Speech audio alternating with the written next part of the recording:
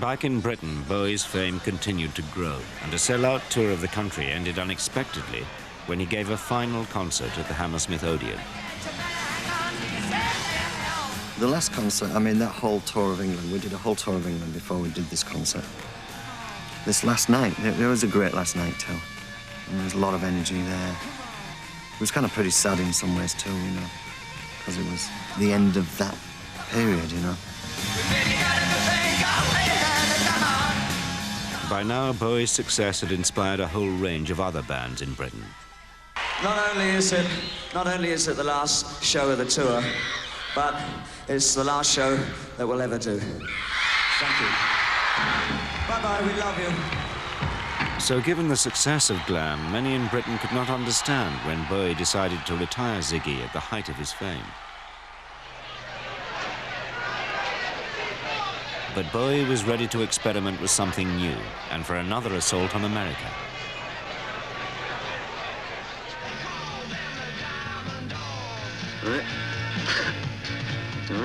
Diamond Dogs by Bowie. Available on RCA Records and Tapes worldwide. Diamond Dogs by Bowie, a Main Man production. I'm an alligator. I'm a mama papa calling for you. How was the space invader? I'll be a rock and roll bitch for you. For his Diamond Dogs tour of 1974, which took him right across the States, he reworked his old songs and image.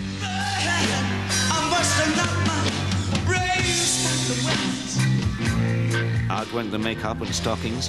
In came nicely cut soul boy suits. Actually getting to the land of my dreams, as it was then, it was a real discovery for me, and I guess I started soaking up even more American influences, but first-hand this time. The old classic Gene Genie riff comes from basically the Muddy Waters, or the I'm a Man, John Lee Hooker, that kind of riff, you know.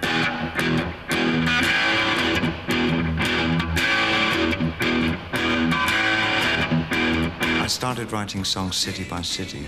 The one that I immediately remember, of course, is Gene Genie. Was definitely out of Detroit and focused around Iggy, an Iggy-type character, to be fully fair. It wasn't actually Iggy. But I wanted a new music, some more musical texture to go into it. And again, jazz was kind of rearing its head. And the juxtaposition of somebody who was right out of left field jazz, working with what we were doing, which was fairly conventional rock and roll, was really kind of interesting.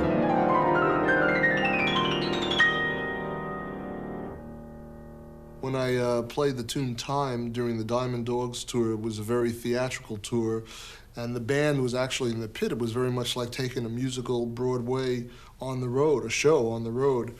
And it had a 1920s and 30s setting feel, and I played like a swing-style piano, stride music it was called, in fact, with avant-garde touching. So you'll hear it was something like this.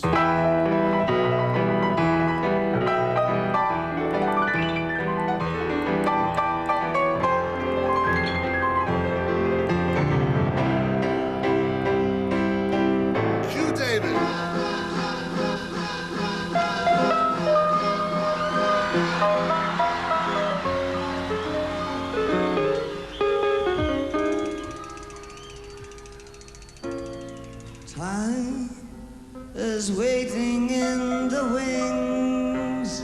He speaks of senseless things. His script is you and me. Boy. The new ingredient that really started to help sell Bowie on his return to America was his revolutionary use of a full stage set. Bands had used light shows before, but this was the first time a rock star had gone to a team of Broadway designers. There were 4 towers that were the basis of the design, and they were made of newsprint that could be torn apart. So Bowie actually climbed one of these towers and destroyed the building during the concert. There was also a bridge across here, and during the concert, the bridge lowered down to the stage so that he could step off of it and sing downstage. And then at the end, it raised up again. And a cherry picker arm ground control to Major Tom. There was a door that opened up, and this cherry picker arm came forward Commencing countdown, engines on.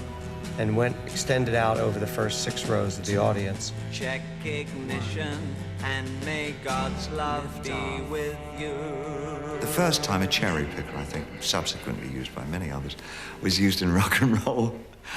It was standing upright like that with an office chair on the top, and it was set in the window of a skyscraper, and I was sitting on the office chair on a telephone like some kind of male secretary.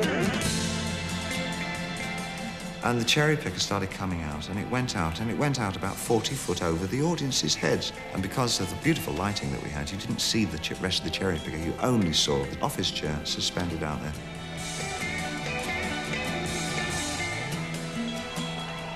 At the end of the song finished, I put the telephone back in its cradle. The bloody thing didn't go back.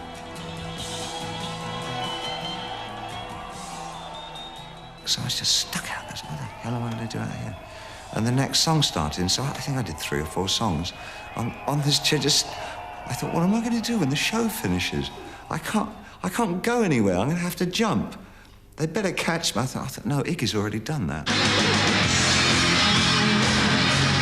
The press loved it, and the tour sold out in increasingly larger venues.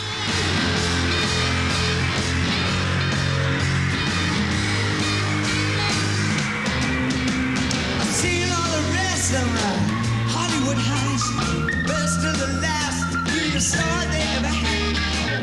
Stiff on my legend, film set on me. Get that I'm 50, 'cause you just got made. I guess I'm living my fantasy.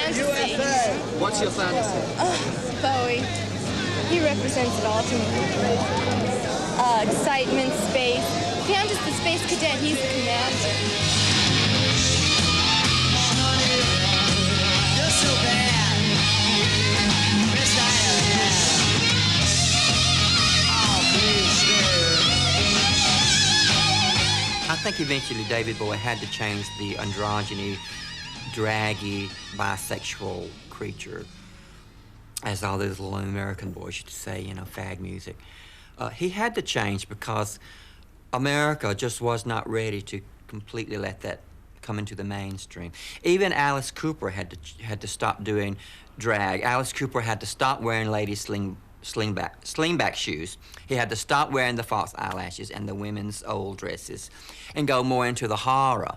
People in America could understand horror and blood and dead babies, but they couldn't understand male-female sexuality, you know, bisexuality. They weren't ready to understand.